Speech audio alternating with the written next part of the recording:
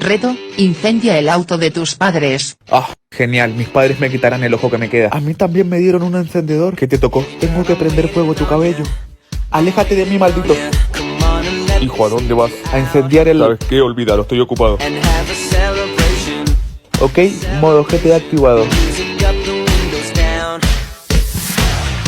¿Pero qué haces? Voy a encontrar a mi alma gemela. ¡Ay! Me dejaste pelado, hijo de p***. Lo siento, bro, era el reto. Ok, tengo mi nariz rota, estoy calvo y me falta un ojo. ¿Qué más puede pasarme? Reto, córtale una oreja a tu mejor amigo. Ok, ¿sabes qué? Al carajo mi alma gemela. Lamento lo de tu cabello, bro. Y yo lamento haberte cortado una oreja. Pero no hiciste eso. ¡Ah! ¡Estás muerto!